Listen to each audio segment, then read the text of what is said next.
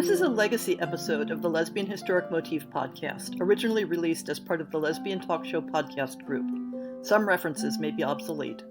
The show looks at lesbian-relevant themes in history and literature, has interviews and discussions about current historical fiction with queer female characters, including fantastic versions of the past, and presents new original historical fiction for your enjoyment.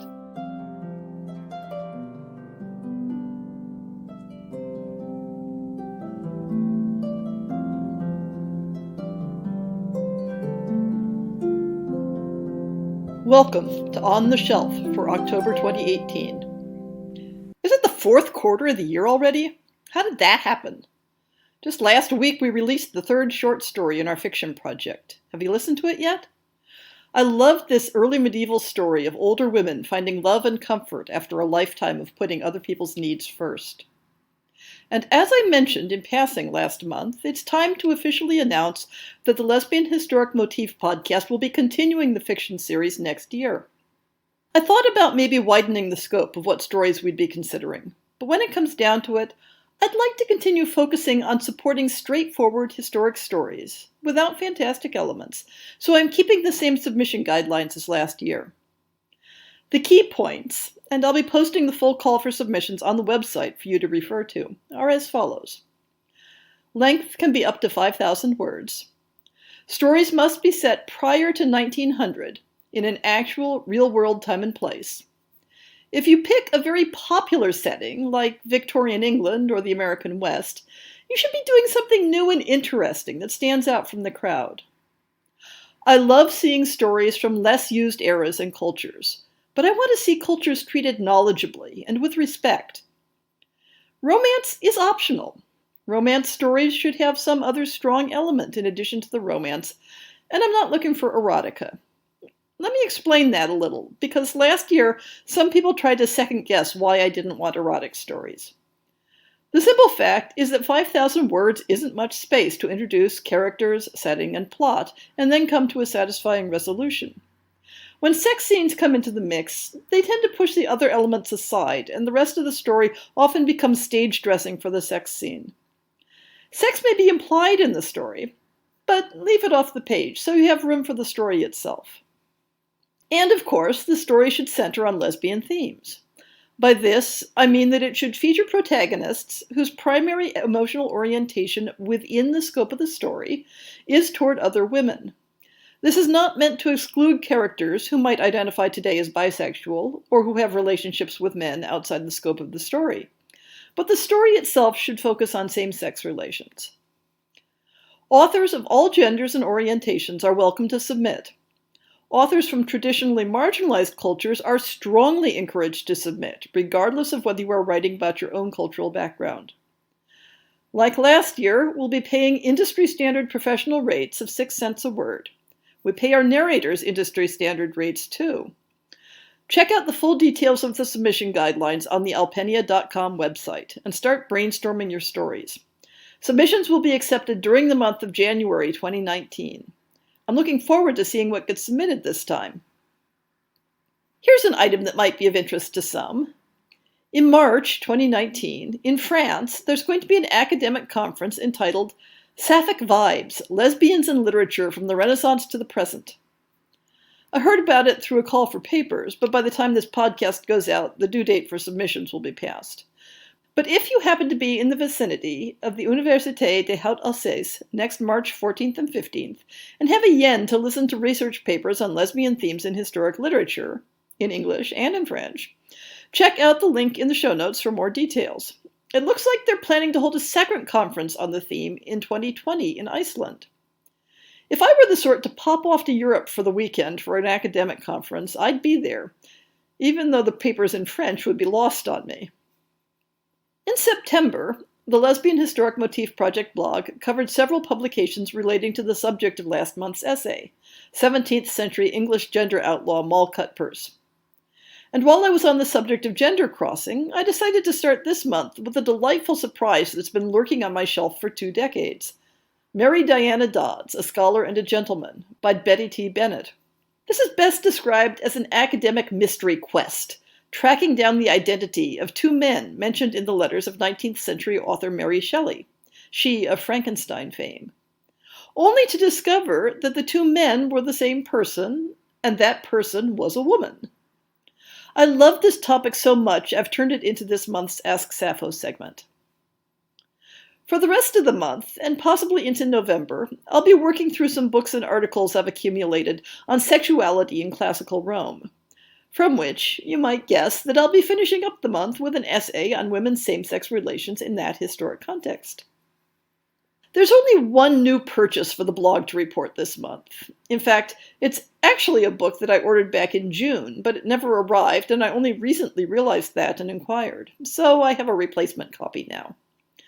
The title is Same-Sex Desire in Early Modern England, 1550 to 1735, an anthology of literary texts and contexts by Marie H. Laughlin. It's a collection of excerpts and selections from a wide variety of genres, both literary and nonfiction. There's a lot of redundancy with material I already have in other sources, but also some material that I've seen discussed but haven't seen in the original previously. I don't have an author guest lined up to interview this month. I've been putting out a lot of feelers, but didn't get any nibbles that panned out with the right timing. So rather than scrambling to try to nail down an interview at the last minute, I'm going to reprise a pair of shows on the Greek poet Sappho and her work that have been particularly popular. This is my chance to remind people that I'm always looking both for authors to host on the show and for enthusiastic readers of lesbian historical fiction to talk about their favorite books. My contact information is in the show notes. When compiling the list of new and forthcoming historicals, I've been rather dismayed at how few historicals, especially plain historicals without any fantasy element, are coming out from the major lesbian presses. I haven't been doing these lists long enough to have a sense of what normal looks like, but the current state of the field is disappointing. There was one book I had my eye on with an uncertain publication date that seems to have come out in August when I wasn't looking. Devon Johnson's Any Other Name is an erotic Regency romance with gender disguise and a marriage of convenience. I'm going to give a couple of caveats because the cover design is absolutely atrocious and it doesn't say Regency at all to me, so you'll have to trust the blurb. And reviews on Goodreads indicate that there's some problems with editing and narrative structure. But for those who are hungry for your Regency fix, here's the blurb. It's 1834, England. Following the sudden and tragic deaths of her father, the Duke of Ashbourne, and her twin brother, Rose Marsden disguises herself as a man and assumes her brother's identity and father's title. Her deception works for almost a decade, but she knows that eventually she's going to need to find a way to procure an heir. Lady Margaret, Maggie, Clayton, is in trouble. Her fiancé has been killed, leaving her pregnant and unwed. If society finds out, she'll be ruined. When the Duke of Ashbourne learns Maggie's secret, and reveals her own, the two women hatch a plan that may solve both of their problems, the ultimate marriage of convenience. There are a couple of September releases that I hadn't noticed earlier because they came out from mainstream YA imprints. As is usual for mainstream books, the queer content isn't very obvious from the jacket copy, but I've confirmed it through sources. Monica Hess's The War Outside, published by Little Brown Books, is a YA historical rather than a romance, tackling political questions that are unfortunately relevant to us today. Here's the blurb. It's 1944, and World War II is raging across Europe and the Pacific. The war seemed far away from Margot in Iowa and Haruko in Colorado, until they were uprooted to dusty Texas, all because of the places their parents once called home, Germany and Japan. Haruko and Margot meet at the high school in Crystal City, a family internment camp for those accused of colluding with the enemy. The teens discover that they are the polar opposites in so many ways, except for one that seems to override all the others. The camp is changing them day by day and piece by piece. Haruko finds herself consumed by fear for her soldier brother and distrust of her father, who she knows is keeping something from her. And Margot is doing everything she can to keep her family whole as her mother's health deteriorates and her rational, patriotic father becomes a man who distrusts America and fraternizes with Nazis. With everything around them falling apart, Margot and Haruko find solace in their growing secret friendship. But in a prison the government has deemed full of spies, can they trust anyone, even each other? The queer content in Amy Lukovich's Nightingale from Harlequin Teen is similarly obscured in the publicity, but present when you check out some of the Goodreads reviews. This one has a bisexual protagonist who has relationships with both women and men in the story. It wanders through the genres of horror and science fiction, as well as having a historical setting. Here's the blurb. At 17, June Hardy is everything a young woman in 1951 shouldn't be. Independent, rebellious, a dreamer. June longs to travel, to attend college, and to write the dark science fiction stories that consume her waking hours. But her parents only care about making June a better young woman. Her mother grooms her to be a perfect little homemaker, while her father pushes her to marry his business partner's domineering son. When June resists, her whole world is shattered. Suburbia isn't the only prison for different women. June's parents commit her to Borough Place Asylum, aka the institution. With its sickening conditions, terrifying staff, and brutal medical treatments, the institution preys on June's darkest secrets and deepest fears. And she's not alone. The institution terrorizes June's fragile roommate, Eleanor, and the other women locked away within its crumbling walls. Those who dare speak up disappear, or worse. Trapped between a gruesome reality and increasingly sinister hallucinations, June isn't sure where her nightmares end and real life begins. But she does know one thing. In order to survive, she must destroy the institution before it finally claims them all. Another book that overlaps both history and speculative fiction is Jane Fletcher's Isle of Broken Years from Bold Strokes Books. It starts out looking like yet another typical lesbic pirate adventure, but takes a sharp turn somewhere in the middle. The blurb sticks to the historic setting. Catalina de Velasco's parents have her future fully planned, the most important step for a 17th century Spanish noblewoman being, of course, an advantageous marriage. Unfortunately, a series of setbacks has left Catalina unwed. On a galleon bound for the Americas and her latest husband-to-be, Catalina again finds her marriage plans frustrated. Pirates capture the ship, and she is held for ransom. The danger intensifies as they sail into seas which one day will become known as the Bermuda Triangle. Catalina enters a terrifying world that she could never have imagined or planned for. Yet of all the surprises awaiting her, the most unexpected one is love. Rebecca Wild's Libertine, self-published through Amazon, is a very short erotic work about a highwaywoman in 17th century England. The blurb should give you a sense of what to expect. In 1669, England's first female highwayman robbed stagecoaches and hearts throughout London. Armed with her flintlock pistol, the masked libertine successfully seduces England's female nobility, while at the same time attempts to rescue her longtime lover from the hangman's noose. Join the notorious highwaywoman in her erotic adventures as she matches wits with both the local constabulary and the established criminal underworld, lending new meaning to the phrase, stand and deliver. Anne Apteker's Cantor Gold Gangster series has a fourth installment with Flesh and Gold from Bold Strokes Books. Havana, 1952, a city throbbing with pleasure and danger where the mob peddles glamour to the tourists and there's plenty of sex for sale. In the swanky hotels and casinos and the steamy, secretive red light district of the Cologne, Cantor Gold, dapper art thief and smuggler, searches the streets and brothels for her kidnapped love, Sophie de la Luna y Sol. Cantor races against time while trying to outrun the deadly schemes of American mobsters and the gun sights of murderous local gangs. And to finish up the October listings, Tammy Lynn Stoner's Sugarland from Red Hen Press has a more literary feel. Here's the description. It's 1923 in Midland, Texas, and Miss Dara falls in love with her best friend, who also happens to be a girl. Terrified, Miss Dara takes a job at the Imperial State Prison Farm for Men. Once there, she befriends inmate and soon-to-be legendary blues singer Leadbelly, who sings his way out, a true story, but only after he makes her promise to free herself from her own prison.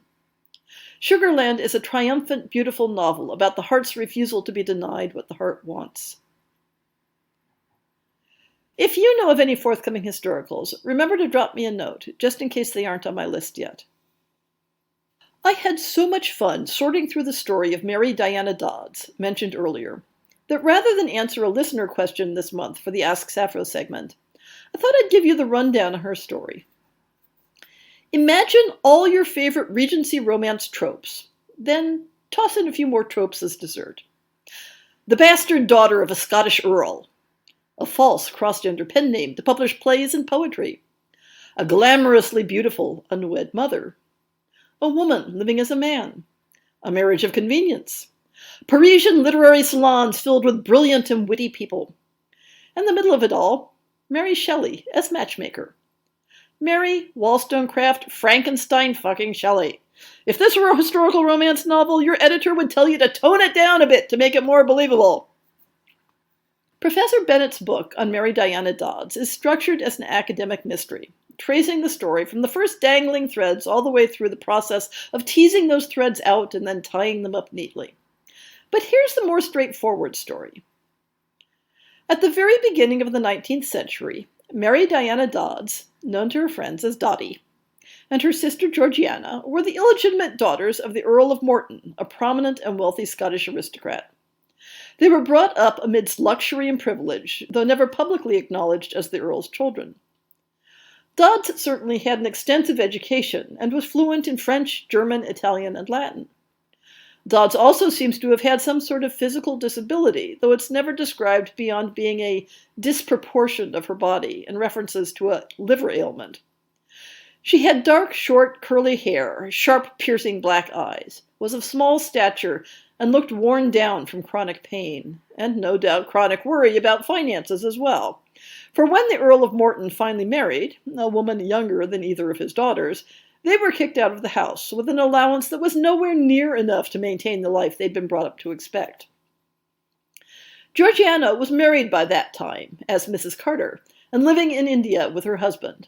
But when she returned to England, a widow with 2 young sons, she and Dodds found themselves endlessly struggling with debt, in part due to their father's carelessness with regard to the regularity of payment of their allowance. The sisters did their best to find means to support themselves in line with the expectations for well-bred women of the Regency era. Georgiana tried to find a position as a paid companion to some wealthier woman. Dodds set up a day school with her good friend Charlotte Figg and another woman to give music lessons and such like.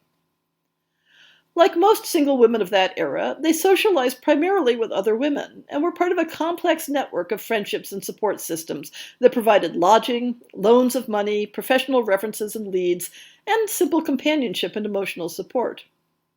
For Dodds, part of that network included the writer Mary Wollstonecraft Shelley, and through her, entrance to a larger literary world that included Percy Shelley, Lord Byron, and the London salon of Dr. Kitchener. Moving in literary circles, it's not surprising that Dodds decided to try her hand earning money from writing. And having seen the experiences of other literary women, it also isn't surprising that, like many others, she decided to create a male pen name for the purpose. A male author would be taken seriously and paid accordingly. Female authors were treated as dilettantes when noticed at all. Thus, Mr. David Lindsay was born. And Mary Shelley was happy to help Dodds begin her career by writing letters of recommendation to publishers for Lindsay. Lindsay had an initial burst of success, having multiple works published in Blackwood's magazine over the course of a couple years, and then a collection of dramas, also put out by Blackwood, who was a prominent Scottish publisher, and may have been influenced by the opportunity to feature a fellow countryman. But Lindsay's book flopped on the market. Blackwood lost money and therefore lost interest, though it took Lindsay several years to get the hint when Blackwood failed to buy any more of his submissions. When that pin finally dropped, Blackwood received a submission from another aspiring Scottish writer, one Walter Sholto Douglas, whose work was sent for consideration by his wife, Isabella Douglas. And now we need to circle back and ask who Isabella was. Isabella Robinson was generally acclaimed to be one of the most beautiful women in existence. Her father was a good friend of Mary Shelley's father, Mr. Godwin, and the two families socialized regularly. Mary Shelley, who by now has been widowed by Shelley's tragic drowning, doted on her, being on the rebound from a close romantic friendship with another woman whose marriage created a distance between them.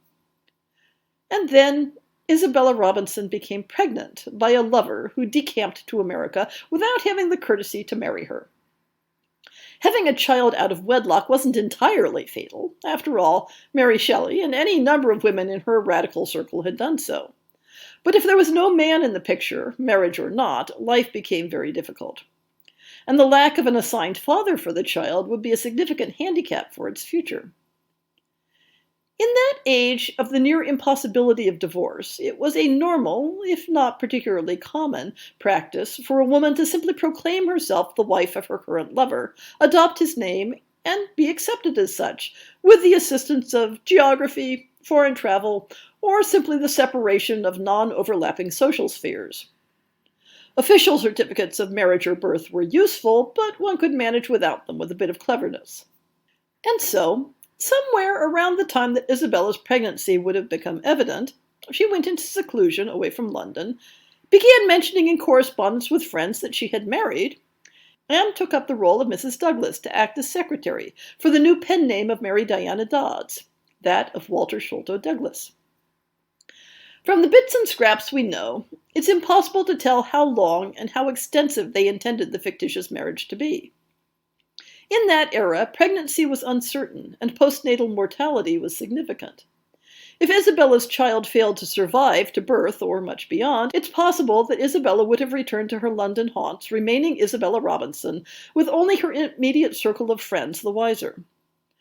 But her daughter Adeline was healthy and thriving, so some more long-term identity needed to be established. Mr. Sholto Douglas had a literary existence, but not a physical one. For Isabella, one possible path might have been a convenient widowhood, but Dodds was counting on Mr. Douglas as her new source of writing income. And so a daring plan was hatched, and Mary Shelley was in the middle of it. Shelley wrote to a friend of hers in London asking for a favor. She was about to travel to France in company with a group of friends, Mr. and Mrs. Douglas and their infant daughter, Mr. Douglas's widowed sister, Mrs. Georgiana Carter, and her two young sons. It was inconvenient of them to travel to London to pick up passports, but passports must be picked up in person. The friend had a passing resemblance to Mr. Douglas. Could he find a woman with a similar resemblance to Mrs. Douglas and pick up the passports? Why, yes, he'd be happy to. And in the meantime, Mary Diana Dodds put on trousers and began practicing to be Mr. Walter Sholto Douglas. If we were writing this as a romance novel, what follows would take a different path. But the Douglases' marriage ran onto the rocks of some insurmountable difficulties. In particular, even though it was possible for an English couple to live more cheaply in Paris than in London, the Douglases still had the slimmest of incomes, and yet wanted to move in the high-fashion society of Parisian literary salons. And the beautiful and engaging Isabella Douglas eagerly flirted with anything in pants. Anything except her husband, Sholto Douglas. In October 1827, the Douglases moved to Paris, where they are accepted as what they appear to be, a married couple with extensive connections in English literary society. 2 years later, Mr. Douglas is in a French prison for debt and in extremely poor health. Isabella Douglas has lost the friendship and support of her female friends with her romantic and sexual antics and returns to London the next year, without her husband. There is no trace of what happened to Mary Diana Dodds, a.k.a. Walter Sholto Douglas. If Douglas had died in debtor's prison, one might expect that the discovery of his underlying sex would have been worth a note in the archives, but possibly not. Or possibly friends took up a collection to cover the debts, and then Mr. Douglas decided to disappear, along with Mary Diana Dodds. The only later trace was that Mr. Douglas went down in historical records as the father of Adeline Douglas, a fact that most might consider relevant only because Adeline married a prominent enough man that she appears in biographical dictionaries. Is there a love story anywhere within this tangle, much less a same-sex love story? Unclear. This is an era when romantic friendships between women were considered the norm, and the language Mary Shelley uses to talk about her relationship with Isabella is certainly emotional and romantic. Did Shelley convince her friend Dodds to go to the extreme of living as Mr. Douglas for the sake of love? Dodds, under the name of Lindsay, left a manuscript poem written on the flyleaf of a copy of Lindsay's book that mourns a tragically dead beloved and speaks of being forever alone. But this was well before Douglas was invented, and there is no clue to whether the poem's subject was a real person, or what gender they might have been, if so. Certainly Isabella seems to have had no particular emotional attachment to the person she presented as her husband. Or if she did, she certainly didn't act like it, though observers described Mr. Douglas as being devoted to her. But if the life of Mary Diana Dodds fails to provide us with a conventionally happy ending to this adventure, that doesn't mean that we can't see, in her life, the structures and themes of how two women might have constructed an adventure with just such a happy ending as we might crave. Just make it a little more believable than this true life story if you expect to sell it as a historical romance novel.